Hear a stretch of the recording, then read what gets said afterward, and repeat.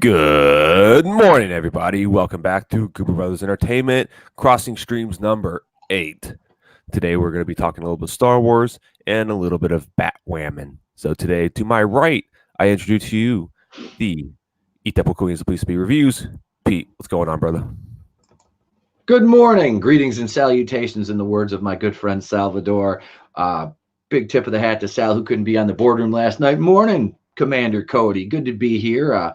Yeah, we do have some Star Wars and some Batwoman business to attend to. It's always a good. It makes the morning like I love doing these morning streams, and this is always fun coming on with you.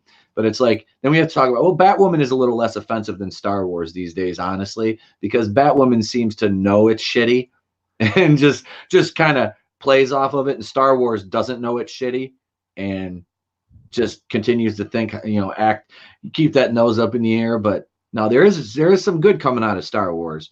The Mandalorian's one of them, and part of the thing that we're going to talk about today is absolutely good news. Oh, it's fucking crazy. I think Star Wars realizes they, are hot shit, and they don't think anything of it. I mean, they were going to keep making bullshit, except the Mandalorian, hopefully. Yeah. And to be honest with you, I don't think the CW realizes that Batwoman's shit either, because they keep doing these dumb crossover bullshit TV shows, and none of it makes sense. And you're like, what? Well, at least for me.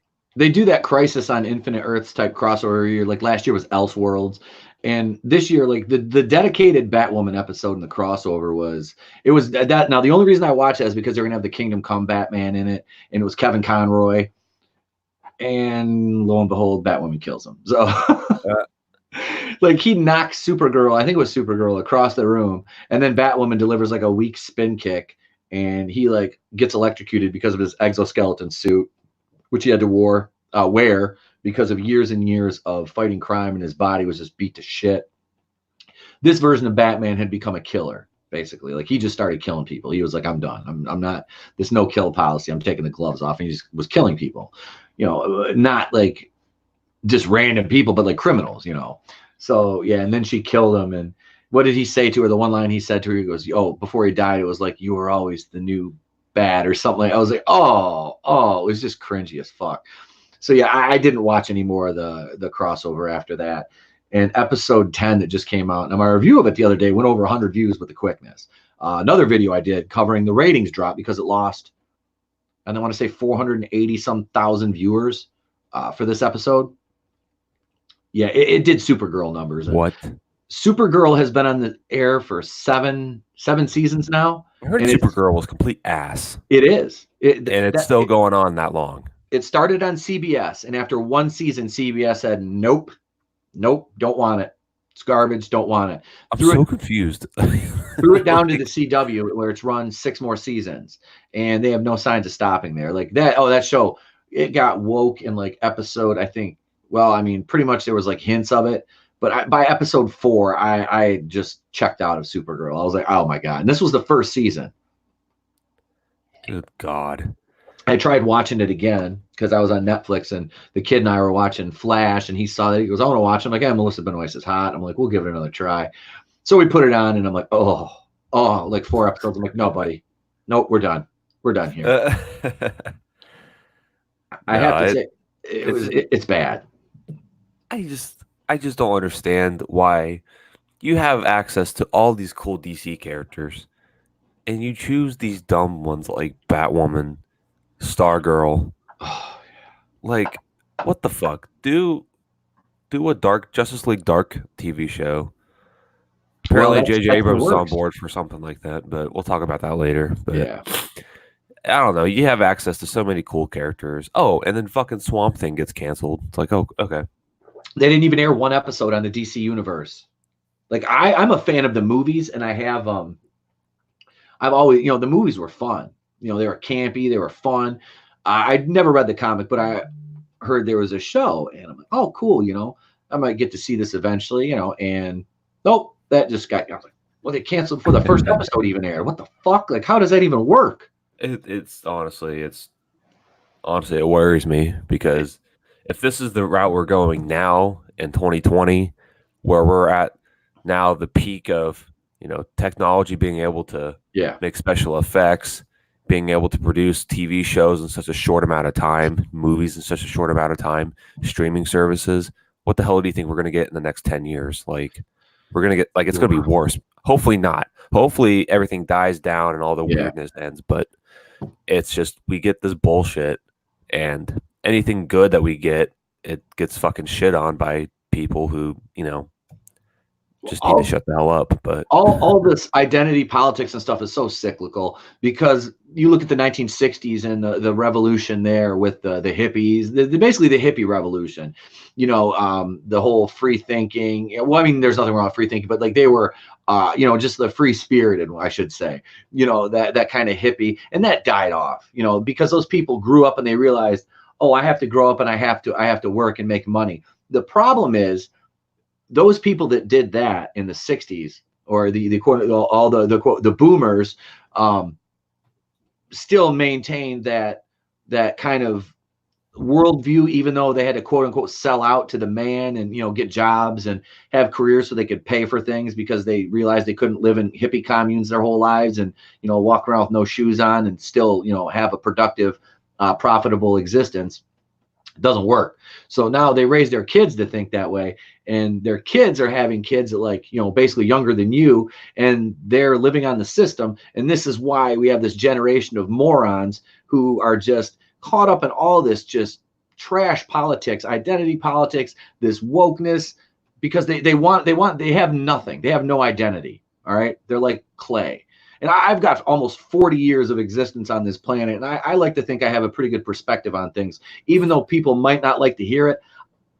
I'm not going to change at this point, you know. So it is what it is. But these people are allowing, and you're like a diamond in the rough for your age, because a lot of people your age are just caught. And I sound old as fuck saying that, but I really do. I sound like my father now. But it's funny, because you see these, and they're all, oh, well, you know, I don't have to do this, I don't have to do that. And, you know, it's like, well, you kind of do if you want to have anything in life, because nobody's giving you anything. Mm-hmm. And it's the same thing with these identity politics. You think just because you check a box, you should get things. That's not the way this works. No. That's not how any of this works. These actors and, you know, and this virtue signaling, it's totally infected entertainment. And that's why I'm rounding this back to entertainment, because it's totally infected entertainment. And, you know, we are making strides in the culture war. We absolutely are. If the movies that came out at the end of 2019 that were successful are any indicator of that, I mean, look at Joker. Okay. That movie, and you were talking about the special effects. Joker was all practical effects. That movie made $1 billion. That's a comic book movie, a gritty comic book movie that's a character study. And it covers socioeconomic issues and things like that, and classism and poverty and things. And yet it's a great movie. And it's not 2.5 hours of a bunch of people acting scared and, you know, in front of a green screen, which is another big plus. So this whole thing, it's cyclical. It's going to die down. And I think we might be on the cusp of that, because of how these people don't have staying power. They don't, because they're such a small portion of society, but they're loud. And I'm not saying we don't need to squash their voices, because everybody needs to be able to speak. You know, that's absolutely true. But the ability to speak does not make you intelligent. Qui-Gon Jinn. Great fucking reference. Nah, it just goes to show that, like you said, you have a voice. Use it wisely. Yep. Don't just go on fucking tangents without any fucking, you know, any plan of like knowing where you're going. Mm-hmm. I don't know. If you're going to argue with somebody, or not even argue, just talk to somebody about something, or I don't know, just don't fucking. Everyone needs to chill the fuck out. Well, and if you make good entertainment, people are going to praise it, but don't make things people aren't asking for. And if you do, make sure it's a good idea. See what the reaction's like. Don't just go out of the fucking way and just, you know what? We're going to make Batwoman. It's like, oh, cool. I like Batgirl. No, Batwoman. Mm-hmm. Who's that? Well, if you don't know, you clearly aren't cultured enough, and you're clearly sexist, because, you know, she is one of the best queer characters in comic books. You clearly do not know this. You don't know this.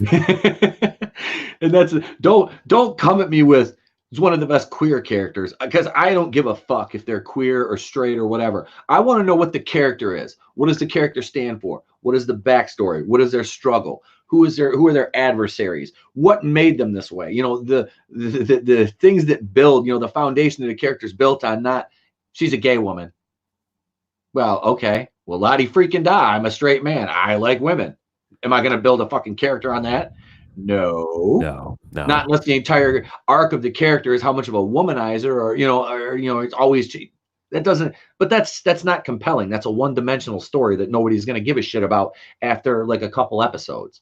You know, I mean, this last episode of Batwoman, it like beat you over the head with it. And then they had the teenage girl who has been bullied, and she was outed by her former girlfriend to her parents as being a lesbian. So that was, oh, woe is me. You know, I mean, and I don't want to take anything away from, you know, and I do feel for people who are outed against their will. You know what I mean? Like, it's because that is a huge thing. And this is the thing, is I'm not anti-LGBT or LGB. The T's are weird. And the alphabet people, I don't really care for the T's. They're out there. That's a whole nother story. But, you know, being this character arc, you can't build a fucking show around this and expect people to just buy into it blindly. The only reason I'm watching is because I'm beholden to my subscribers. The videos get views. People like the videos. So I'm going to keep making them. But this character is not compelling. It could be if you actually used the character and then had that little subplot about her being gay, whatever. Okay, I can buy that. But I'm not going to sit there and be like, well, this is so great because she's a queer character. Oh, man, whatever you're selling, I'm not buying it. No, we're at the point where people are they're making these movies, this artwork, or just TV shows, whatever, and they think it's way more artistic and artsy, and they think it's way more, meaningful and way more in depth than it really is, and it's really shallow bullshit. Just who cares, man? Salvador is in the chat. Tony's in the chat. What's up, guys? Hey, Salvador says, I am also a gay woman. Plot twist. Ooh. Sounds spicy there, Sal. I am. Me too. I'm like the ugliest gay woman you'll ever see. I identified as one today because the men's bathroom was occupied. So I was like, I have to identify as a woman. Just ran to the women's bathroom, pissed really quick, came out. I identify as a urinal, but I am also a gay woman. That is like the worst. If you're ever, and I know you're not on Twitter, but if you're ever on Twitter and you are ready to jump into a comment section, please, before you respond to somebody, click on their profile, and if they have their pronouns in their profile, do not engage. I've seen that before. Do not engage, because I've seen that before. I'm like, what's happening here? Is this? We're using our made up names now? Okay. Yeah. Oh, we're using our imaginary names. Okay. My name is Goober. I know. I'm ETAP. What? There are people that actually thought that was my name for a long time on Facebook, because people that just met me, my name was when it was backwards on Facebook. Yeah, they started calling me that when I was in wrestling still. ETAP. Like, backstage, it was like ETAP. Like, it's really not my name, but okay. So my name backwards is EDOC. So it's weird. EDOC. That actually, what did you send me in EDOC? Where's it at? I didn't see it come through my email. No, he's standing right there. Oh, man. Well, rant aside from the bullshit, social justice politics of Batwoman. We'll talk about that a little bit later after this first segment. But today's first segment, we're going to be talking Star Wars. Now, I know that's nothing new, but something new came out yesterday. And last night, we didn't talk about it on the boardroom, but no. So we're going to talk a little bit about it today. And I know it is not The Rise of Skywalker, but it, the Clone Wars Season 7 trailer dropped, and Lucasfilm gave us a little insight on what's going to happen. So I'm going to share my screen for a second, and we're going to get down to the bottom of this. Ugh. So we're going to go to the StarWars.com official website. We're going to go over here. Star Wars: The Clone Wars returns on Disney Plus February 21st. So Pete, did you ever watch the Clone Wars, or Yeah, I'm up actually through season 4 Okay. on the show right now, and I've seen what is it like the micro series from back in 2003. Yep. I have not watched the Clone Wars movie. I Okay. have not, but it doesn't seem like that's really something I need to watch Mhm. to, because what is that? They go rescue Rada the Hutt or whatever his name is, or Yeah. yeah. So I'm not EVS. I don't really need to watch it. But it's cool. They have the huts in it and everything because they have the huts in the show too. Uh, they were featured in a couple episodes, I think, in one arc. But yeah, I'm not. I'm not up to date on it. Like I said, I'm about at season 4, so I've got a couple left to go before I start watching the new ones. Yeah, it's a great show, man. I really really enjoyed it. I got the series on DVD, and I binge watched the shit out of that years ago and fell in love with that show, man. And it gives more depth to Anakin and Obi-Wan and um Ahsoka. I wasn't buying Ahsoka at first when they came out with the movie. I saw Hmm. that one in theaters with my pops, and I thought Ahsoka, kind of a stretch. She grew on me though, so I like Yeah. Ahsoka. I just don't really, I don't really care for what they're making right now because this show is taking place during Revenge of the Sith. What do So you think about the possibility of Brie Larson playing Ahsoka Tano? she ain't gonna play Ahsoka. I just had to troll you a little bit because everybody likes to throw that around. No. Well, oh yeah, she's gonna fucking play Superman too. Yeah. Oh, I can see that. They do that. No, Eh, they won't have it's going to be actually who the hell are they going to have? Because they're talking about a new Superman movie, but that's neither here nor there right now. Well, anytime there's a new woke like actor or actress or something, Yeah. everybody starts vouching for him to start playing all these roles. Like, oh my god, she needs to play fucking, you know, Well, Brie Larson Ahsoka. met She needs to play Captain Marvel, which she already what's the is. girl's But name that Ashley Eckstein yeah, that voices Ahsoka? yeah, Because I know her and Brie met, and she was like, "I'd love for Brie to play Ahsoka." I'm like, don't yeah. I'm just sure. I'm don't. sure. I'm sure. I used to like her a lot, but just seeing, I can't tell if it's actually her being genuine or if it's like Lucasfilm being like, "Hey, you should like really, Yeah, talk to her a little bit." give her the rub. Give her the rub. I like her husband, David Eckstein. Is he a baseball player? Yeah, Okay. yeah. He actually, so they're from. I don't know if they still live here. They probably don't. They probably live in L.A. Go figure. Yeah. But they live, as far as I know, they still do. But I don't know. But they live here in my neck of the woods. It's not too close to me, but Sanford. Okay. So which is like a 30-40 minute drive from me. So her husband was my buddy's hitting coach in high school. I think you told me that before. All right. Yeah. So Dave Eckstein was, baseball player in the MLB for years, World Series champ. Really good hitter. Really good hitter. And he was my buddy's hitting coach in high school, so he was really cool. And he would talk about his wife to my buddy about Star Wars and stuff. And my freshman year in college, my buddy went back and worked out at his high school, like during Thanksgiving break or something. And he was talking to him at the high school, and he's just like talking about his wife. Yeah, like Ashley, like has to go to California for the Star Wars thing or something. And then he goes, "Oh yeah, my buddy up in school, he loves Star Wars and stuff." He's like, "Oh sweet, yeah, they like to like meet him or something." And I was like, "Fuck, I never took up on the opportunity to meet him." Oh. I know. I know. I know. But there's still a chance. There's still a chance. I'm still friends with my buddy, so we'll see. But Yeah. anyways, no, I I like that they ended, season 6 was fine. It wasn't the best, but it was cool. Um Now it's taking place during Revenge of the Sith, Mm-hmm. and so it says one of the most critically acclaimed entries in the Star Wars saga will return for its epic conclusion. Holy shit! I didn't get enough coffee this morning. With all 12 new episodes on Disney Plus beginning February 21st. Today we got our first look at the colorful trailer for the final season of Star Wars: The Clone Wars, with glimpses from 3 exciting new story arcs. So there's 3 story arcs for this show. I'm assuming it's going to be Anakin, Obi-Wan, and Ahsoka. So Yeah. Darth Maul is going to be included in the Ahsoka storyline. Honestly, I know he's gonna want to fight Obi-Wan, but the real quick, the poster looks cool.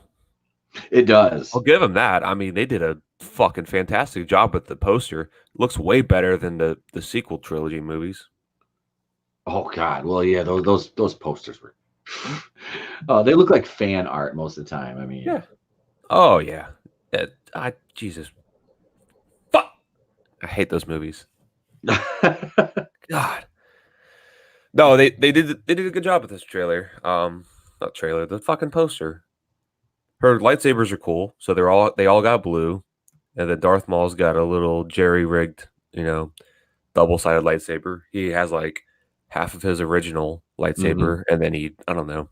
I saw online that somewhere that's actually Asajj Ventress's lightsaber that she gets after her other 2 get stolen. Spoiler alert. She gets her. Sorry, I'm just kidding. Yeah, she gets 2 of her lightsabers stolen. Okay. So you'll see that later. Well, I made it to the part where she tried to kill Dooku. Yeah. Like went to his castle and like tried to kill him. Those are good episodes right there. She used the Night Sisters and shit like that. Yep. See, and I freaking love Count Dooku. That is like my favorite character in basically all of the Star Wars mythos. He's awesome. I like how they're adding the Mandalorians back into here, the Death Watch, it looks like.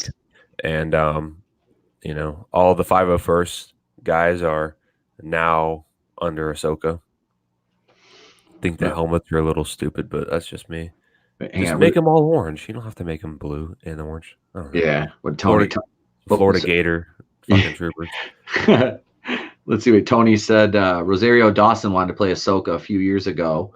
I'm kind of indifferent to Rosario Dawson, but that seems like a bad fit as well. Why can't any good actresses want to play Ahsoka? Yeah, I don't see Rosario Dawson playing her. They rumored her for She-Hulk too, which is a joke. I don't even know who's up in like in the running for Ahsoka. I don't either.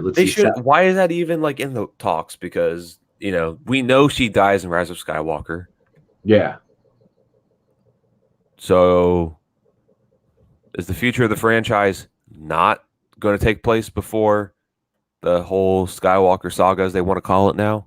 Or are they lying again for the 100 millionth time?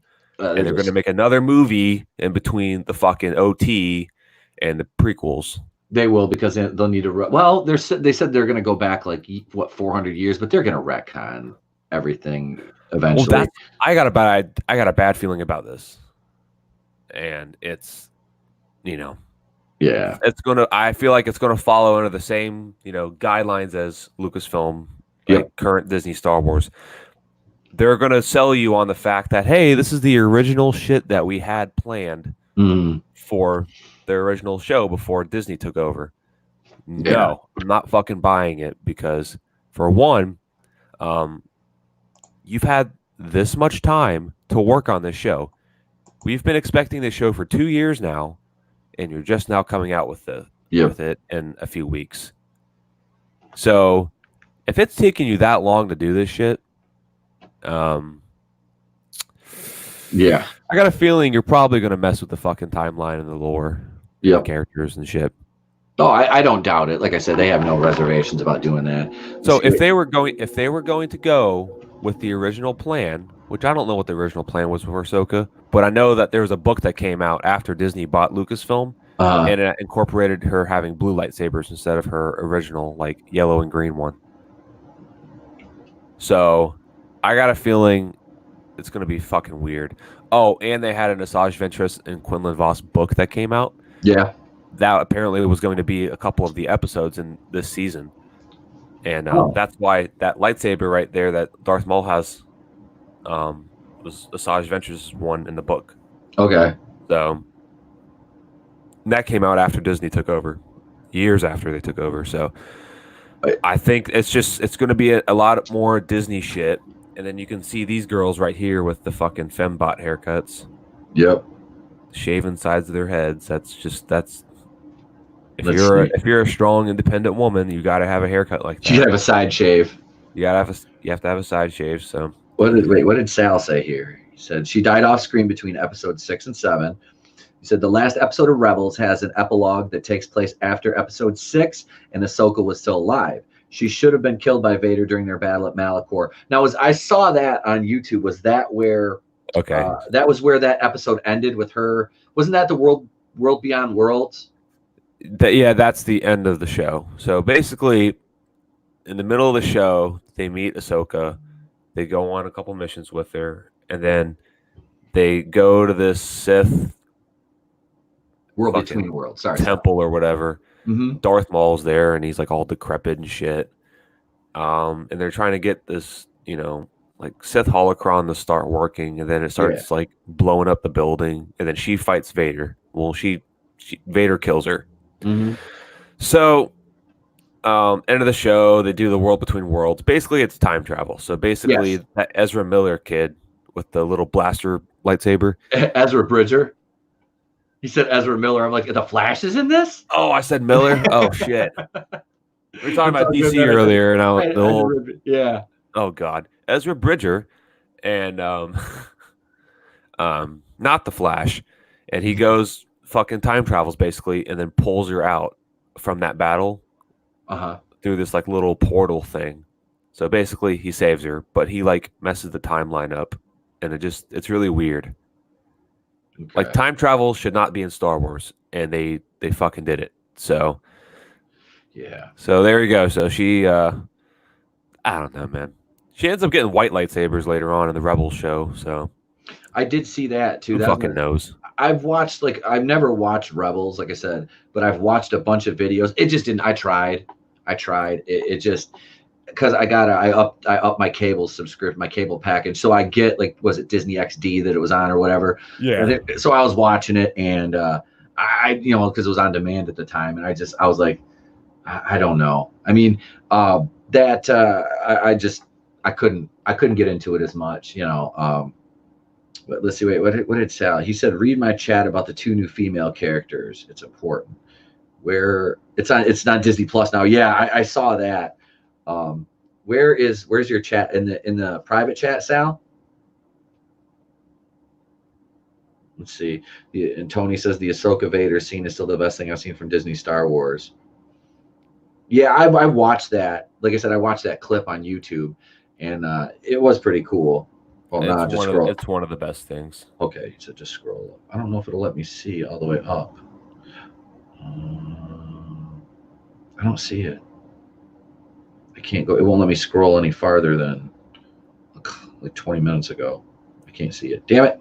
McClunky. No, I think they've had too much time to make this show. They're gonna incorporate a lot of Disney bullshit into it. Yeah. It's not gonna be. You can't go on the original plans for the fucking show under Disney because they don't let that happen. So they're gonna incorporate a lot of other bullshit. These guys, can you see my cursor? Yes. These fucking dudes look awesome. Whoever the fuck they are, I don't know. Oh, Sal. Okay, he said those 2 new female characters you were talking about with the side shit. They're just SJW inserts. Of course. That's not a surprise. Fucking course. So they got to fuck this show up too, huh? I'm not like I said, I'm not like a huge fucking fan of the Clone Wars. Like, I enjoy it. It's a cool show, but I don't want to see it get fucked up because it was like the last bastion of pure Star Wars before the Mandalorian. Too fucking late. It's happening. Yep. Jesus Christ. Well, I mean, they fucked up the OT. Yeah. They fucked up the prequels, and they're fucking this up. Which this is the prequels, but it's sad. Anyways, it's really sad. Oh well, we got to find a new franchise to like buy everything of. What about Dune? That looks pretty. The new Dune movie's supposed to be like, they said a cross between like Star Wars and Lord of the Rings, which I'm like, I'm not the biggest Lord of the Rings fan, but the visuals in those movies are fucking awesome. Now, I've never watched the Hobbit ones, just the main Lord of the Rings. I'm a huge Lord of the Rings fan. those are very, very cool, which is odd for me because I have like a Lord of the Rings chess set and shit like that. Dude, I have so many action figures and shit of Lord I of the don't Rings. collect them. I'm not like I said, I'm not like a huge fan of it like I am Star Wars and GI Joe and stuff like Masters of the Universe, but I appreciate the movies. Like I said, they had a fucking cast. The cast was amazing. The visuals, everything, they were great. It pairs it. It's basically it's like, in my opinion, and I know it's a bad word to use these days, opinions, but it's right up neck and neck with the OT, the Lord of the Rings trilogy. Oh, I think that's pretty much that's a common thing. Like even for people who aren't fans of that genre, have to admit that those movies were they're phenomenally done. I mean, they were. If you take out of it that they're like basically like fantasy novels based on a book and just look at the film as just the mechanics of it and the visuals, they're great. They Oh yeah. truly are. Oh yeah. No, I mean, for someone to really like say, "Hey, this is on par with the Star Wars original trilogy." Yeah. It's got to be pretty fucking good. And I hate the Yeah. argument that it's all just a bunch of people walking. It's not a bunch of people walking No. around. It's really not. If someone says that, they clearly didn't fucking sit down and watch it all the way through. Yeah, even like I said, Or they fell asleep during it. So I'm not a huge Lord of the Rings fan, but I understand the journey and the struggle that they go through. And I've watched like back when I was a kid, they had the animated Hobbit movies, that were on Disney, and I've seen all those. And so you understand I understand these characters, even not having read the books, but it's just it's not just them walking. No, I never once should anybody say that who was actually seen or and knows anything about these. No, it's not. That's a pretty broad sweeping assessment of the movies. It's a good assessment, but your opinion doesn't matter because you are wrong. Clearly. You're entitled to your opinion, even though it's wrong. It's very fucking wrong, but so here we go. Real quick before we watch this trailer, I'll give it a thumbs up, even though I'm not sold on it. But you know what? Did you make sure you shared the audio too? Yeah. Okay. I just got to make sure you check I got the little tiny box. And real quick, hey YouTube, this isn't my fucking video, and I don't fucking own Star Wars, so get off our fucking backs. God, you can't show anything without getting a stupid claim nowadays. Well, you know what? Lucasfilm, Disney, YouTube, I don't want to own this shit. It's not mine. All right? I want to review it. This is a trailer. This is fair play. So I can fucking watch this and show it. So this is us reacting to it. This isn't us claiming anything. This is not ours. So thank you. So let's go ahead and watch this. And if you fucking copyright claim me, that's fucking bullshit. Because you know what? I've never said I once owned this. So this is a fucking, I'm a fan of Star Wars. Might not be a fan of Disney Star Wars, but I want to review it. All right? Calm your tits. All right, let's watch this. Soon, the galaxy will be remade. The Jedi and the Republic will die. His eyes look great. Mm-hmm. I sense a plot to destroy the Jedi. Great care we must take. Why would anyone walk away from being a Jedi? Of course. Ugh. We were trained to be keepers of the peace. That's isn't that Satine? Yes. That's Obi-Wan's bae. We clones Obi-Wan is Bay. have about the war. Without it, we wouldn't exist. Cool. Oh yeah, that's on Mandalore because those are the Of the plan. Mythosaurs. Plan. That's fucking cool. Change. That looks awesome.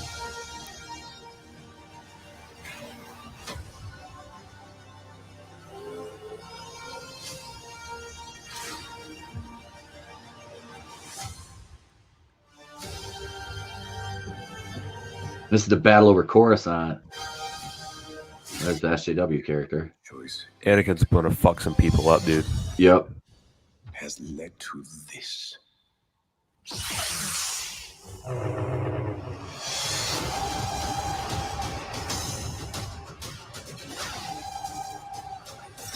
That is cool. Uh, Damn.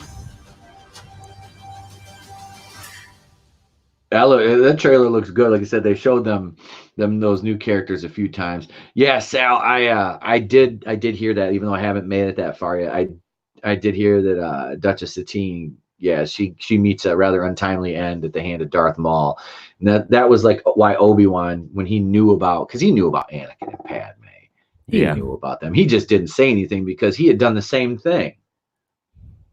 I personally think that was the dumbest fucking rule of being a Jedi, but Yeah. whatever. I mean, hey, whatever. It's Jedi were good, but you know, you want to go Yep. fucking have kids, go have kids. Yep. But that's whatever. It's stupid. But I think it was a good trailer. The thing is, I'm still not sold because I'm sure Yeah. they're gonna fucking pull some cheeky shit in here, which you can tell, from the past however many years Disney's owned them now, that they've been doing cheeky shit like that for years. So I'm not completely sold on it, but I'll watch it. I have Disney Plus.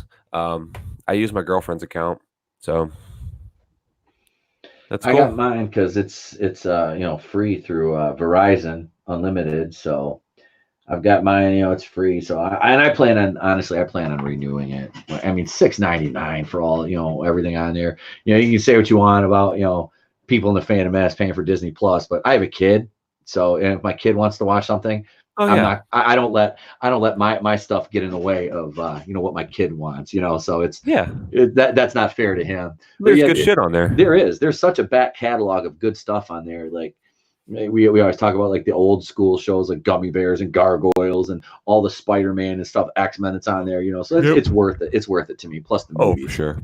But yeah, there's a lot of Disney Channel movies from when I was a kid that are on there. So absolutely, I think this trailer looks good. Like you said, I'm not completely sold on it, but it looks good.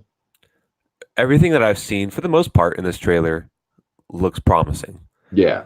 But it's the stuff that they're not showing in the trailer because they're trying to sell people on it through this trailer. Oh, yeah. So the things you're going to see in the episodes later, I think it's going to be a little, it's going to be a little cheeky. And you can tell the Darth Maul little mind reading thing that Kylo Ren does. You can tell that's what he's doing. Yeah.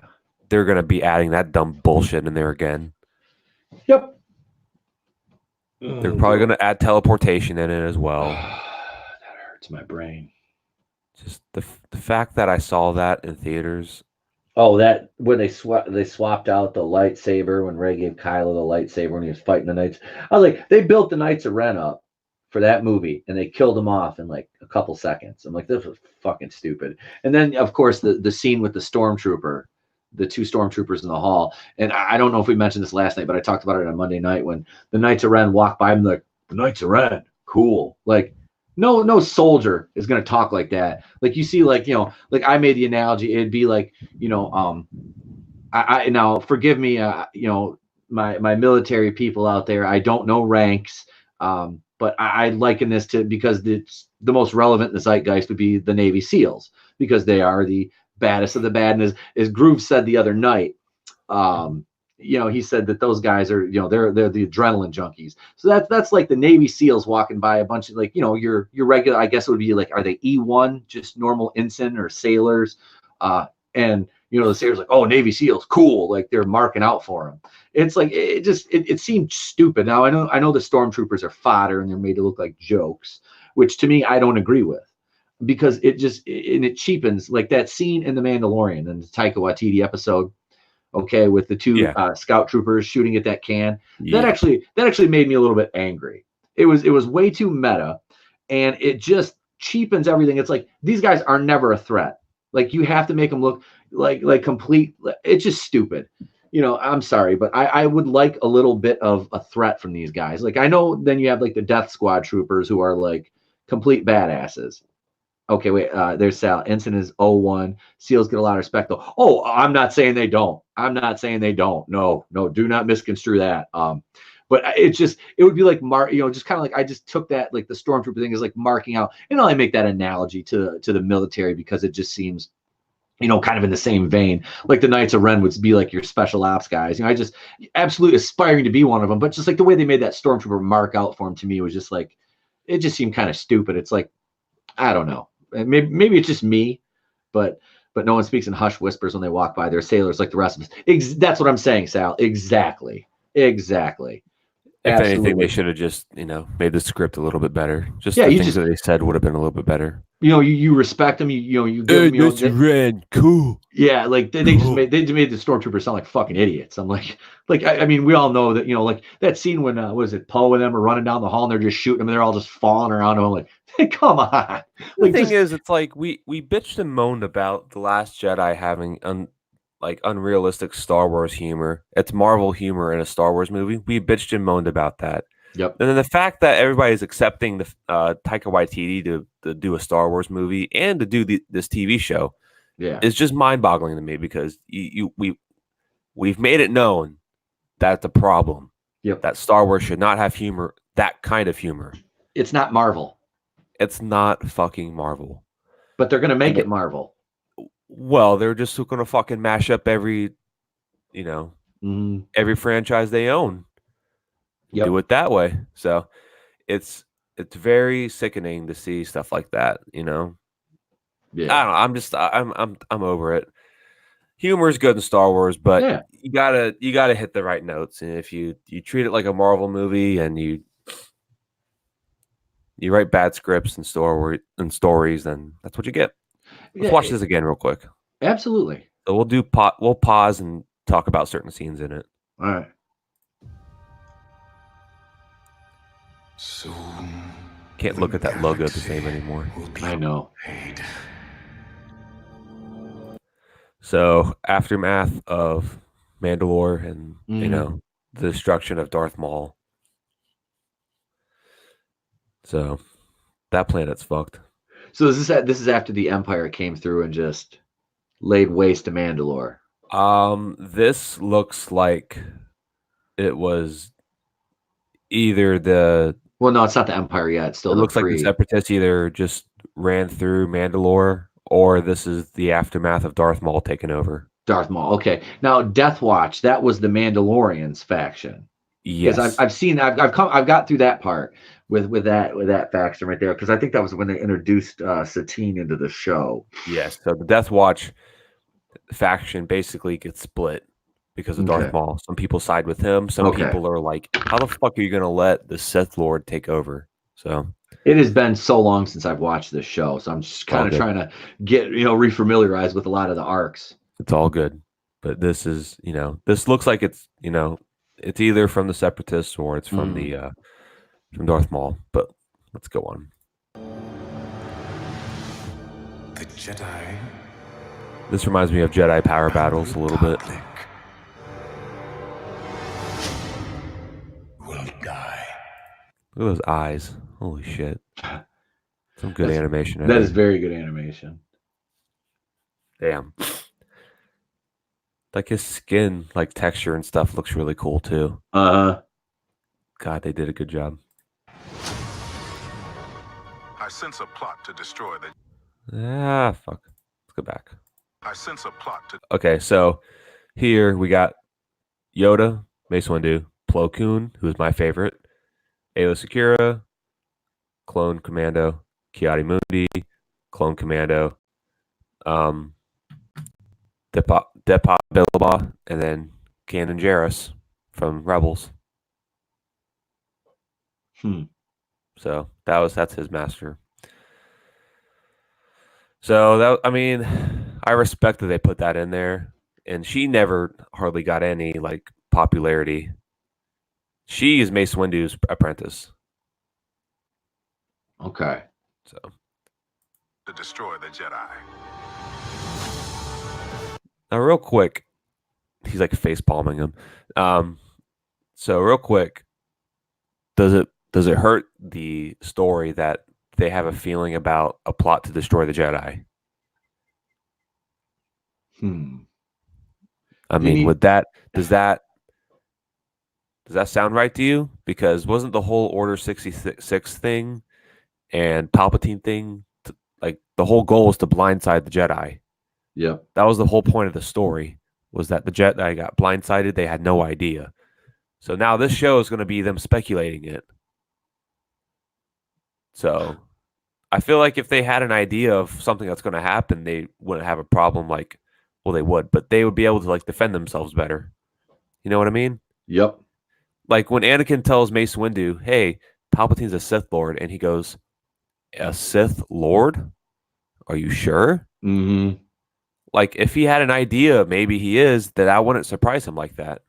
But Yeah. I don't know. Maybe I'm sorry, Lucasfilm. Maybe I'm wrong. I don't know.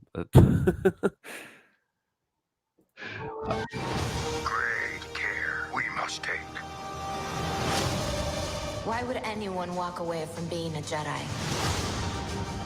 We were trained to be keepers of the peace, not soldiers. We clones have mixed feelings. So this is cool. So you got Rex, couple 501st.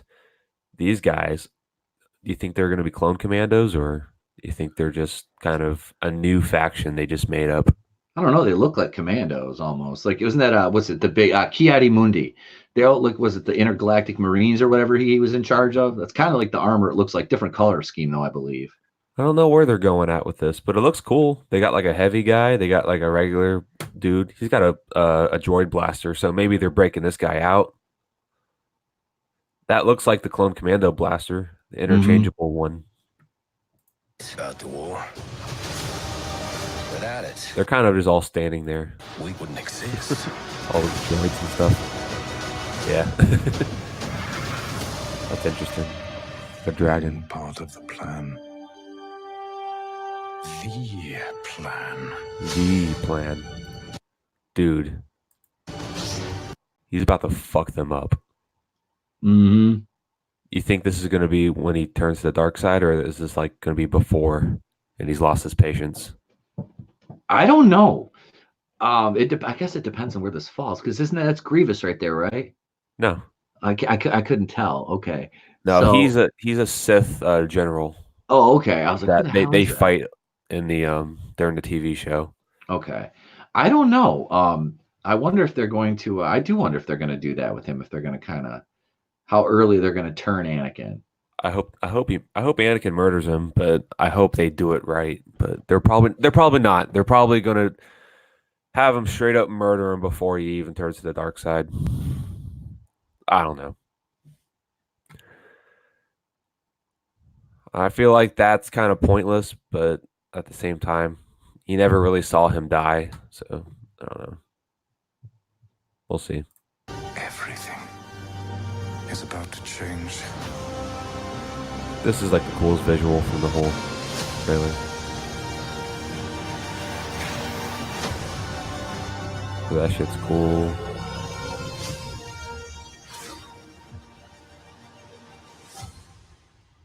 That's a cool scene. Mm-hmm. That's that battle over Coruscant. Every choice made has led to this. See, that means nothing. That means nothing to me at all. Mm-hmm. Cool.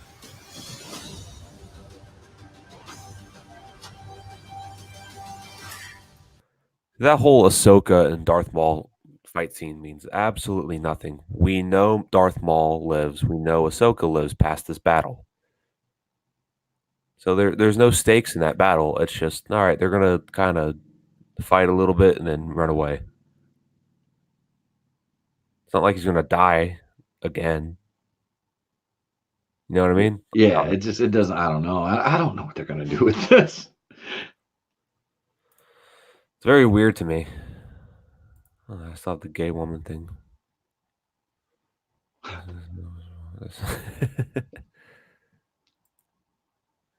Let me see the chat. Darth Maul went from one of the most interesting Star Wars characters to the most overused. I don't need to see every moment of his life. Yeah, I completely agree, Tony. Darth Maul, I get it. He didn't have he wasn't on screen long enough in The Phantom Menace.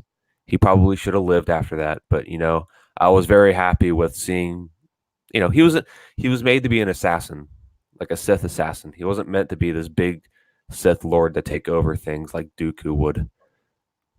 But Yeah. he did his role. He assassinated Qui-Gon, and or just killed him. He didn't really quickly assassinate him. But he did his job, and then he died, and Obi-Wan killed him. But I'm cool with him living. Mhm. But yeah, you're right, Tony. We don't need to see him every single fucking TV show that they do. We didn't need to see him in Rebels. We didn't need to see him, really, I mean, in this season either. But because Palpatine goes, I have a plan for you after he kills Savage Opress. I don't know. Whatever. They can do what they want. They don't really care about continuity or making sense. So that's fine. Darth Maul is the old reliable of Star Wars. Yeah. Yeah. I would, I don't know. I want to say he's old reliable, but they definitely use him as a crutch. Oh yeah. Especially now. Hey, we pissed off the OT fans, but hey, let's get those prequel lovers. Let's put Darth Maul in anything we want. Yep. Slaps the roof of the prequels. You know how much Darth Maul we can fit in this? That's what she said. Double-ended lightsaber. Hey. Yeah, baby. Yeah, no. What do you think, Pete? How do you feel about this whole thing? About the Clone Wars, I mean, like I said, I'm gonna have to watch it, but I have some catch up to play before I do. I mean, from what I've seen of the first, part of the show, its initial run was really good. I really like the character development with the clones. It gives you a lot of, the backstory that you didn't get in the prequels. It's a cool show, and like I said, to see it get ruined with the typical Disney identity politics and bullshit. They're injecting these characters into there now they think it's going to be on the slide. Nobody's going to pay attention. Nobody's going to notice, but we already did. It's ridiculous. Just have a goddamn show. Just make a normal show. Okay. You did it with The Mandalorian. You've proved you can do it right. So just do it right. It's 6 great seasons of this show. You're telling me the last season you're going to fuck it up for what? You really want to chase people away from the show? Is that because that's what you're going to do? This non-existent audience that they keep reaching for, it doesn't exist. It's ridiculous. No, it exists, but it's very small. And it's not a money spending audience. No, not at all. It's the audience you're going to have to reach for is the people that were with you, the diehards, and all the fans that were, consistently buying merchandise, buying movies, and just collecting and being around Star Wars before Disney took over. So that's the audience you need to reach for. You don't, just because you take over at a certain time doesn't mean you have to go and find a new audience. Just keep these people happy. Keep us happy. Mm-hmm. I mean, if you keep us happy, then that means you're doing the right thing and you're keeping true to the lore. You're not ruining any rules or anything that take place in this world, and you're making good characters. And if you make new stuff, then have George Lucas make it. Have him be the brains behind a lot of it, and they've shunned him. So we're getting new stuff, but it's bad stuff. And we're getting stuff that's masked as the old stuff. But I guarantee you this new Clone Wars season, man, they're incorporating some new bullshit. We'll see. It has the same beat kind of to the original series, but again, the trailer is going to try to sell you something that you don't realize what it is until you actually get it. We'll see. But yeah. All right.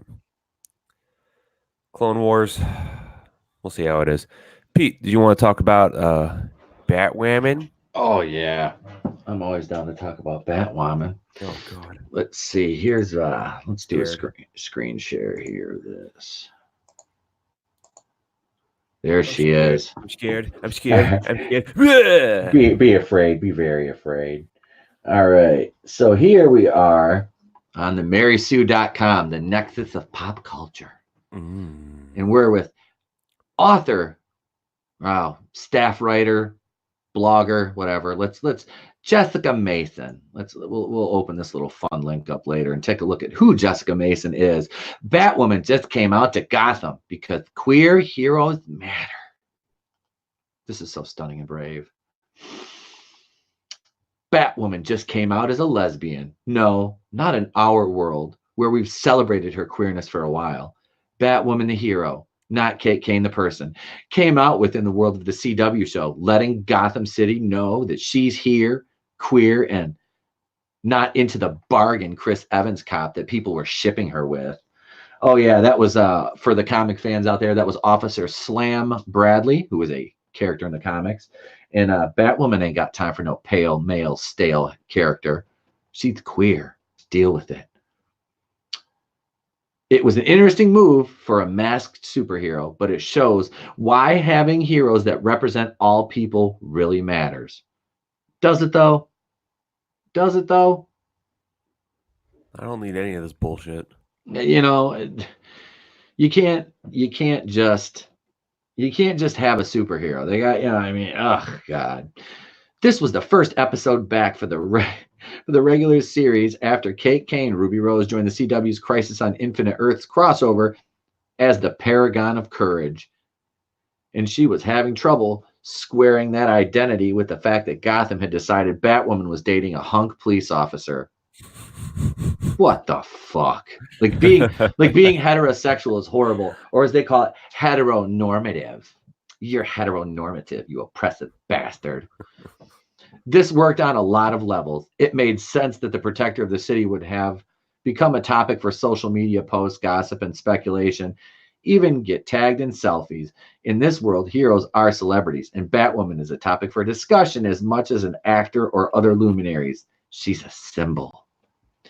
Batwoman means something to everyone in Gotham, and she's doing good. Luke Fox brings up the valid point that people keep assuming Batwoman is straight, helps Kate Kane keep her identity a secret. The hetero assumption for her is not even harmful. It's helpful. Kate Kane is out and proud, so Batwoman doesn't need to be right. In fact, that would connect them. And for a spell, Kate goes with this until she meets a teenager named Parker, who has turned to a life of cybercrime as a cry for help and attention. And she was forcefully outed by her ex-girlfriend and rejected by her parents. Da, da, da. Two in a stunning, one in a brave. Oh, God. In a powerful scene, Batwoman has to face Parker, who berates her for how easy life must be and tells her to spare her the "it gets better" PSA. Parker hits it on the nose when she says, "We both know I'm going to grow up hiding my girlfriends and aspiring to be represented by an ancillary character on my favorite TV show." Just ouch. But Kate shows her courage later when she takes off her mask for Parker, potentially outing herself and her identity to all of Gotham, rather than let innocence die at the hands of her evil twin. What will they ever do without her? Exactly. Things work out, and Parker keeps her secret. But in an exclusive interview with Kara Danvers of Catco magazine, there are already perks to having everyone on one Earth. Batwoman herself comes out. Batwoman, like Supergirl and other Arrowverse shows, really does get why representation matters, especially to younger people. Audiences don't just want, but need to see themselves in their heroes. That's a lie. It only matters to them because you told them it matters to them, so you've brainwashed them. Yeah, I know a lot of people from diverse ethnic backgrounds who idolize characters that don't look like them. So Yeah. spare me with that. Miss me with that bullshit. Audiences don't just want to need blah, blah, blah. We need to see that we can succeed and thrive and be loved and heroic, that we don't have to be ancillary, but we can be the center of the story. We can be heroes, as the song goes. You're being gaslit. They're being gaslit. That song, "We Can Be Heroes Just for One Day." I think they used that in the Replacements movie with Keanu Reeves, where he played the quarterback. That's, wait, that's in that movie? Yeah. Yeah, that's in the end credits of the movie, the end scene when they win the title or whatever. I'm very glad that Batwoman, both the show and the character, are taking this stand. Yeah, because this is a hill to die on. Courage isn't about doing what's easy. It's about doing what's hard, risky, because it's the right thing, not just for you, but for the world. And as we're continually denied heroes on the big screen, forced to be content with nameless characters being queer and easily edited out moments, it's brave and bold for a show to come out, fully pun intended, and say that's cowardly and even harmful to the people watching. Batwoman showed us that giving queer people or any marginalized group a hero that isn't one of them isn't easy. It might even be more dangerous path. But in the end, if it helps people, it's worth it. Because that's what heroes do. I'm so glad I've never watched an episode of this. And you know, the show is just bad. Let's see here. What's Jessica Mason? Oh yeah, that's a fucking shock. Jessica Mason.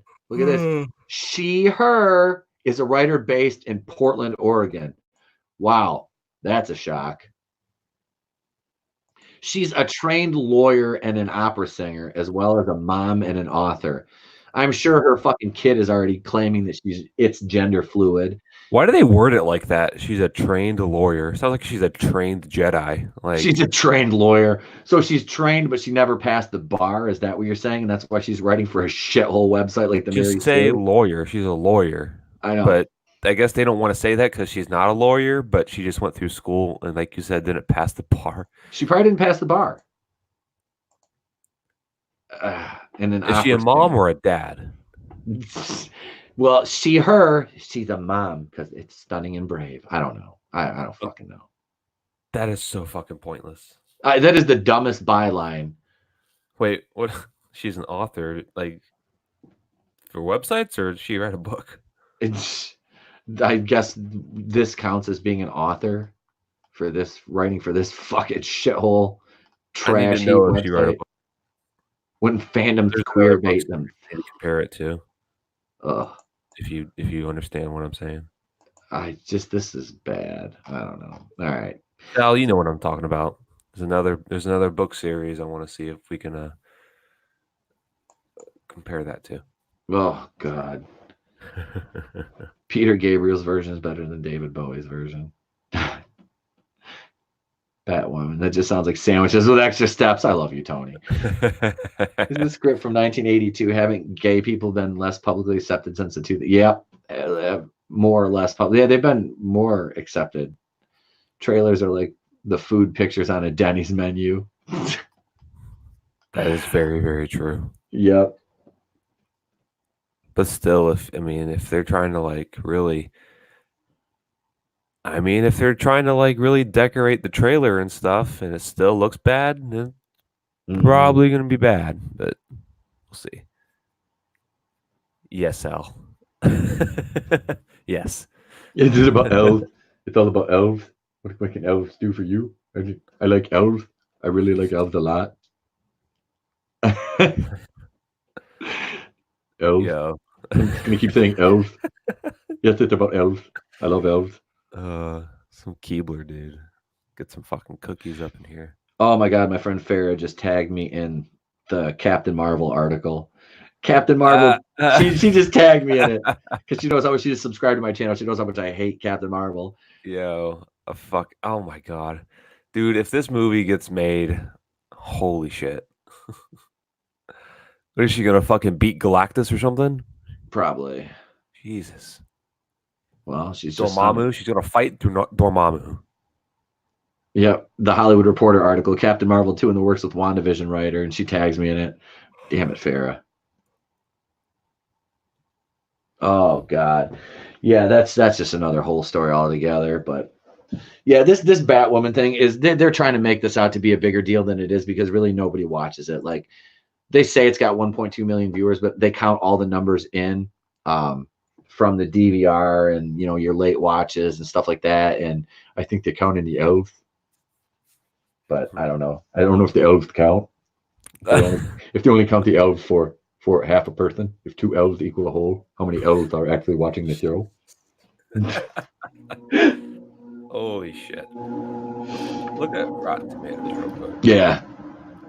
Oh, Batwoman's like at 12 or 13% audience score on Rotten Tomatoes. Oh my god. The All critics, let's see. the fucking critics have it at like 73 or 74, but the audience goes like 13%, and then they're like, it's just alt-right trolls and misogynist review bombing, and I'm like, no, the show is fucking bad. I'm telling you, I don't get on my reviews and sit there and be like, oh, fucking SJWs. I'm like, no, this is boring. The writing's horrible. The characters are wooden.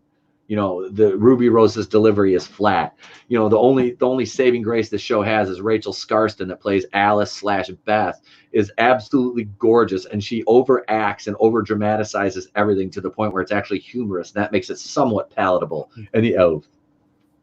And the elves. And the elves. Okay, so let's look at Rise of Skywalker real quick. Let's see if probably nothing updated, more than likely, but yeah, why the fuck not? All right, so 5286. All right. Mm-hmm.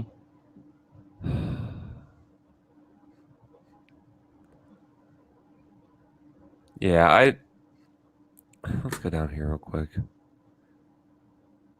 When did that get posted? These are all from like opening weekend. Yeah, the reviews, these are all the same. Critic, Rotten. Let's go to Rotten. Let's go to. You know what? Fuck it. Let's go. Let's go to. Fuck. Let's go to Fresh. Let's get a laugh. It contributes to a major cause, but this last entry feels like a fun adventure from start to finish, and that's what this world is all about. What? It ain't a fun adventure from start to finish. That's not what fucking life's about, you dickhole.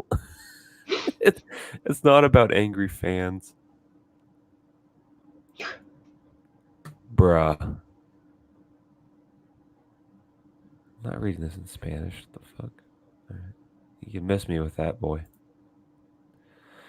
But between all the galaxy hopping and doodad hunting, there's some great Star Wars here.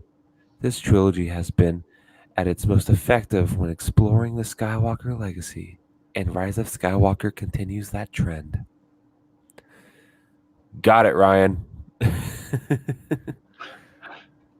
Looks like a Star Trek fan.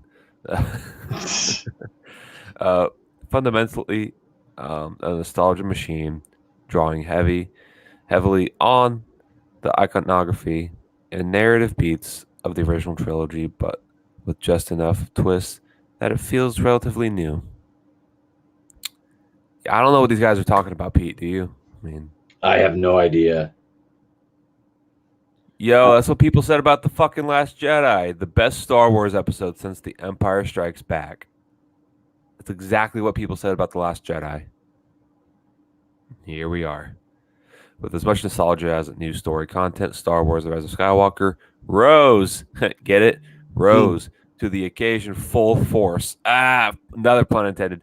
Ignore the haters. Holy fucking hell. Vincent Schilt. Appropriate last name. I'm just going to end it on that one. Yeah. Jesus. Let's see what else is going on in Rotten Tomatoes. Batwoman. Oops.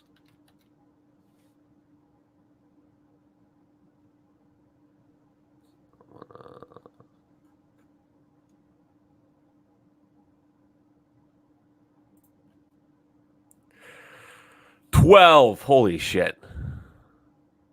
12. That critic percentage went up last season when I did the first half of the season I was covering. It was like 73%. So the critics actually fucking think the show has got better. Like they actually think it has gotten better, and that's just they're just lying. They're just virtue signaling for this, because objectively I can sit there and say this show is not good. It is not. There is nothing redeeming about it. Like, truly, the acting is bad. It's bad. And now they're going to double down because they're making a Canaries show to replace Arrow with. And that's got like Mia, which is I think Arrow, Oliver Queen's daughter, and his ex or his widow, and then what's her name, Katie Cassidy's character. It's just ugh. And I didn't even watch Arrow. Will, that's been on my show, is like a huge Arrow fan, and so is Alex. But I watched a couple episodes, and they crossed Flash over with Arrow within the first couple seasons of Flash. So I used to watch that too. So how come I can't look at reviews? For what? This. Click on the little the percentage up there. Will it not let you? No. Because normally that's where you go to look at the reviews. It won't let me. Holy shit, they shut down the reviews for that. Are you kidding me? Wow. I can go to more info and it shows me the percentages. But usually Close. you Go click down. Usually the comments are are down below the reviews. So you go down the videos, photos, seasons, cast, nothing here. Well, they shut it right down so you can't Refresh it. Yeah. Not there. Yeah, they took the reviews off. Ah. Rotten Tomatoes moving the goalpost yet again, ladies and gentlemen. Wow. I mean, I could care less about this show, but I think it's funny that, once you guys get like a bad show on here, you have to fucking like block the truth from people. Okay, whatever. Control the narrative and control the, public opinion and everything. Yeah. You can see the top critics reviews. If you click on the more info and you go to all critics and top critics. Here, hang on. I'll pop this up. Hang on. I got a screen. I'll screen share. Or you already are. Oh, I see it. Okay. You see it? Yeah. Let's do top or all. Just do top. Click on top critics. Now they've got it at 44%. For top critics. All critics together, 76. Yeah. So that's interesting. So average audience score, you can't even get anything for that. So that's interesting. It's fucking hell. That's funny. That's really, really funny. The top critics have it at 44. So where's that other 33 or 32% coming from? Where are you getting this? How are you filling this out to 76 for 44? They're not a top critic. I guess they're just a critic. Yeah. I mean, it's how do you become a critic? Do you have to be a trained critic or something? You have to apply. You have to apply for like partnership or something. And like your YouTube channel has to have like so many followers. These are all YouTubers? Well, not YouTubers, but like there's a thing to be like a critic. There's some, I looked into it, and they encourage more. If you're a minority critic, you get a pass on a lot of that stuff. I'm not joking, because Adam, can I be a minority? Adam and I looked into this. Because I can, according to these people that do like shows like this and that run Hollywood, I can identify whatever I want to be. So yeah. I can be a minority.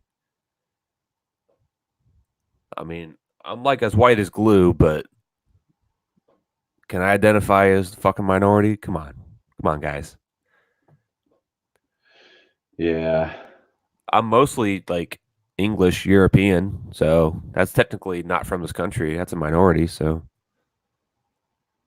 Yeah, but you don't check the boxes. See, that's what they want. Well, I can identify as whatever I want. So that if 2019 has taught me anything, it's yes, that you can identify. You can be whatever you want to be. Truly, it's 2020, man. I'm about to fucking identify as a car. I'm gonna be a transformer. Transformers, more than meets the eye.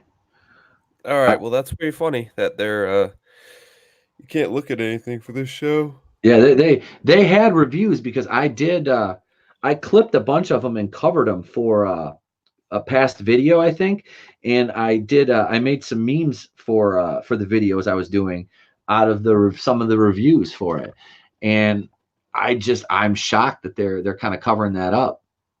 And I encountered this with Captain Marvel on here too, actually, a while ago, because I was doing a video on it, and I was like, let's pop over to Rotten Tomatoes. And as I was recording it, you couldn't click on the you would click on the Captain Marvel link, and it was down for maintenance, down for maintenance, down for maintenance. All of a sudden, the audience score is up 5%. Because Captain Marvel sat at 44% for the better part of a year, and all of a sudden now it's up almost a year. Now it's up to almost 50%. Huh. So it's funny. It's just they continually will just move the goalpost for trash in the name of their narrative. Hold on, let's try this real quick.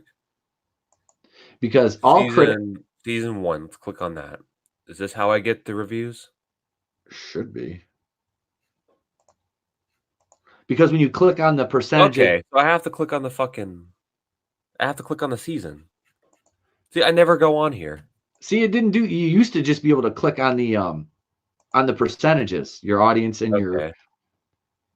and it would take. I never go on Rotten Tomatoes unless I'm like talking with you guys, and usually it's you guys navigating it. There. So they well, they didn't obviously fucking deactivate it. That would have been crazy as shit if they did. here's the reviews for the last episode. Oh wait, okay. Wait, If the you- last episode? Yeah, how queer everything is today. It was the name of the last episode. Wait, that's actually the fucking episode title? Yes. Well, Why? it goes because it goes along with the Mad Tea Party. Alice is doing that Alice in Wonderland, and the word queer had a different, much different context in those days, but they correlated into this episode being Batwoman's coming out party. Yeah. Huh. Yep. And the critics gave this an 80. Well, the tomato meter is at 89% for this episode right now. Dude, the audience reviews. Holy hell. Okay. I'm Are you- already watching this series for a while, but it can't make me feel it good feeling. Batwoman is too soft against her enemy in every episode. Not enough gadget use. Instead, what you expect from Batman. Half a star, LOL. That's what I thought of the season. Half a star. Never seen anything quite like it. It's so woke and political that beggars belief. Half a star. This show is the equivalent of that annoying classmate who spends this time lecturing everyone on morality. Half a star. There is nothing good about this TV show. 1 star. I love CW superhero shows, but I did not get past the wig. The costume takes away from the fantasy, and the wig just ruins it. Who fights with their hair and their face? Hot Topic workers? I don't know. Half a star. Simply awful. Show should be ashamed of bat plot holes. Yeah. Half a star. Half a star. Half a star. Jesus Christ. That's funny. And then most of these are fresh. Yeah, 13 rotten, 28 fresh. Top critics 9, all critics 41. All right, well, interesting. I don't want to watch the show. I gave you props, Pete. I couldn't do it. I mean, I don't know how much you drink when you do this, but I usually eat a couple edibles and get stoned before I do it. To be honest with you, I couldn't sit through this dreck sober. I tried watching this. My wife was off work Monday morning, and I'm like, hey, I had already written my review Sunday night, and I was getting ready to record, and I'm like, let's watch this one more time, just dude, so I can. your dog is a spaz. Oh yeah, you can probably still hear. I had to close my office door. I said, let's watch this just so I can hone in on what I want to say before I do the review.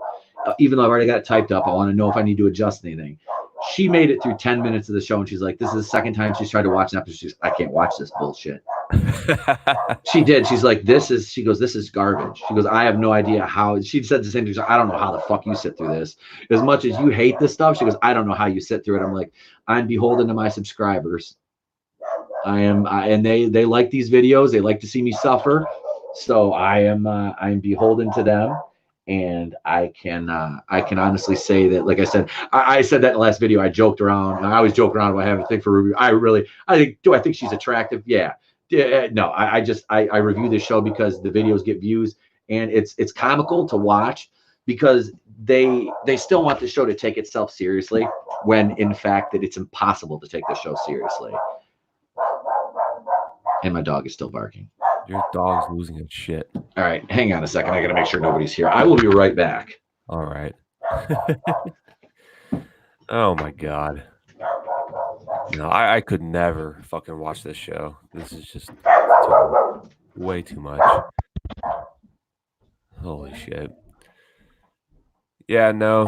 CW needs to just cool it with the superhero DC shit. I know it's making them money, but I don't know, man. I think the crossing universe stuff like that, it just doesn't do it for me. Doesn't do it for a lot of people, but hey, if you like it, good for you. I'm glad you got something you like that you can watch. But for me, I personally think it's fucking I think it's dumb. I like movies. I want to see a movie, and I'd like to see a group of movies that kind of go along with each other. As far as TV shows that are just I don't know. These are just superheroes are too big a scale to have small shows like this about them. You know what I mean? Like Batman, you could do it because he doesn't have powers. Like you could do that, but as far as like Superman and the Flash and shit like that, I don't know. I think they're just too big a scale and they're too cool to have a smaller scaled TV show with a lower budget than a big blockbuster movie. I don't know. I say if you got a superhero, you go fucking all out with them. Don't do this cheeky bullshit about CW 30-minute episodes and they fucking meet each other to go fight some big bad guy, but the budget looks like a fucking sci-fi channel show. I don't know. I think it's lame to me, but that's just me. Yo.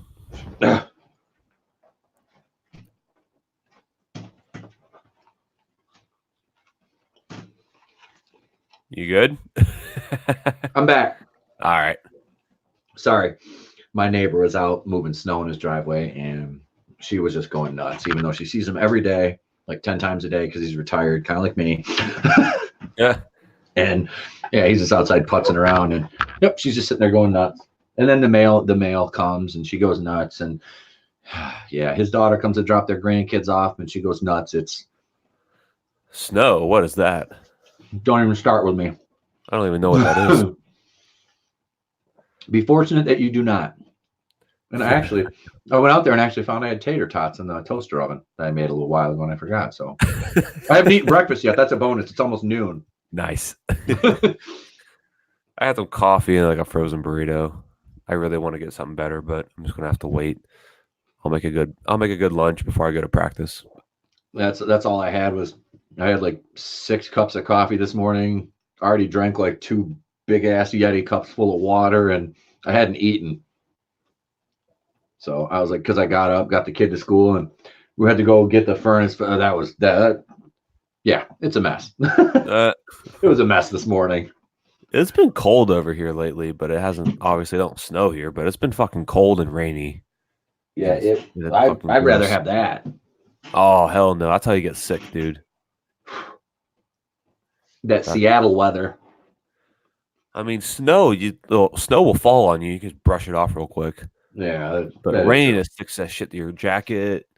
Gets in, like your hair gets like super super wet, and your hats or beanies get soaked. It's different than snow. Yeah, I just the cold weather. I hate it. I hate dealing with it. I'm like the only. It's funny because I always joke around and say I'm the only Russian on earth who can't ice skate. And I'm like, I was born in the absolute wrong climate. Like I go to Tennessee in the middle of July, and it'll be 105 degrees with 100% humidity, and I'm fine with that. Nice. Like I love that. That is absolutely fine. I'm good in that weather. I can function in that. Now, if you're outside for a long period of time, obviously it's very uncomfortable. But going inside now, working in that weather, I'm fine with. Now, cold, no. Nope. If it's under 50 degrees for me, and like I said, I've lived in Michigan my whole life. If it's under 50 degrees for me, it's too fucking cold. Yeah, that's the same here. I like cooler weather. 50 degrees is good. You can wear a hoodie, wear some jeans, money. Yeah. Get some coffee. 40, 30, raining, and wind, fuck that. Yeah, I would be willing to like basically like never wear a hoodie again or like own like a heavy coat again if I just had to deal with heat all the time. I think, but then obviously it's like because you've never lived in that climate, it's like the grass is always green on the other side of the fence kind of theory. But yeah, I don't like cold weather at all. No. You'll get tired of the heat once you come down to Florida for a while. Yeah. You'll not be wearing a hoodie ever. And then you'll be like, Jesus, this car is fucking boiling. Like you'll get in the car and immediately you start sweating and sticking to your seat, and you're like, oh God. Oh God. Oh, God. The steering wheel's fucking boiling hot. See, that's the one good thing about my truck is when I hit my remote start, I've got heated seats and a heated steering wheel, but the seats for the summertime, because they're black leather, they also have coolers in them. So it's just what season you're in. Yeah, oh yeah, dude. That is really one of the cool things about. I made sure I got that because when I got my truck new, when I leased it, it was. I was like, that has to have the heat and cooled seats in it. I'm like, if I'm getting black leather, especially in the summertime, no, gotta have the seat coolers in it. You can get I could have got like cup holders that are heated and cooled too, but that was just too much extra money. They don't really need that. You know what I mean? That's a beauty. Yeah, get a Yeti cup and save myself $100 a month on my car payment. So it works. Oh But man. yeah, that is. I tell you, I worked in the car business for 6 years, and that's one thing I'm going to miss is getting discounts because I just get a new vehicle every year, every 2 years, and yeah, I mean, but I burned through it pretty quick though. I was just like, I had this for 6 months, I'm gonna trade it in. I wish I could do that. Yeah, it helped build my credit up because I was never late on a payment, but it's also like. My wife, like the one morning, I was like, I'm gonna take your Durango to work. Okay. I went at lunch. I dropped her off a brand new truck. I'm like, here you go, here's your new truck. Where's my Durango? I was like, I traded it in. Here you go. See you later. Went back to work. I was like, I needed a number. Because I dog's barking again. I had I got a sales number. I got a hit. So I'm like, I sold myself a truck. Sorry, I put it in your name. My dog was doing that shit last night during the boardroom. Like it would bark, and then I'd go downstairs, and I'd be like, "All right, what the fuck is wrong with you?" And they were both just being little dick cheeses. So I'd let them outside, and I just sit with them, and I'm like, "All right, you guys need to calm down." And they kept hearing shit outside, apparently. And we have that little Ring doorbell thing that has like a camera on it, so it was like people were just walking around outside all the time. So last night was just a shit show for me. I was just like, "All right, you guys need to fucking calm your ass down." Yeah, we're good now. There's no one walking around outside today, thankfully. So she'll just sit there and bark. Like a squirrel will run through the yard and she barks. I mean, Jesus. I'm working on it. I'm working on it. She's still young, so she's only what? She's 9 months old now. So she's getting there. Yep, she's getting better. I haven't threatened to put her up for adoption again yet. So no, she's doing. I couldn't get rid of that dog now. I'm freaking attached to her. She's a handful at times, but like I said, she freaking loves the snow. Like that's one thing. I mean, if it's really cold, I'll put her outside for like 5 minutes, let her do her business and come in. But she'll go out there and she jumps through the snow like a friggin' rabbit and just dives face first into it. We got like almost a foot of snow last weekend. So she was going nuts before the yard when it was just fresh powder. Just I'd see her pop in and out like a fish in the water. It was funny. My dog's never seen snow, so I don't know what the hell he would think. Well, he'd go nuts. He turns 5 in March, so I don't know. I gotta take him out of state somewhere, show him. Yeah. Did you want to touch up on anything else today, man? I really don't have anything else right now, honestly. All right. Well, we're going on 1 hour and 30 minutes, so I think this is going to be a good time to cut it off. So everybody in the chat, Sal and Tony, thank you very much for being with us today and hanging out. Thank you, everybody that was watching and listening today. This is episode 8 of Crossing Streams, and I'd like to thank my co-host today, Pete from Etepo Queens, the place to be reviews, for joining me today. Absolutely my pleasure, man. Happy to be here. So Goober Brothers Entertainment, we plan on plan on doing a couple things coming up soon. I want to do a watch party for my channel because I don't really get to come on here with people on my channel too much. I'm usually on your channel or Adam's or Sal doesn't go through his channel for the boardroom, but No. either way, I'm usually on somebody else's channel.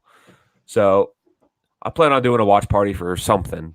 I'll announce what the movie is later on once I figure it out. But until then, everybody be good, have fun, have a great rest of your day, drink a lot of coffee, and scissor. Batwoman? Batwoman, yeah. You what is that? That's code. That's sign. That is sign language for watching Batwoman. Have a Batman hoodie on today. Hey, at least you got the right one on. Oh yeah. Yeah, I'm not wearing a Batwoman one. Everybody, y'all take care. Later.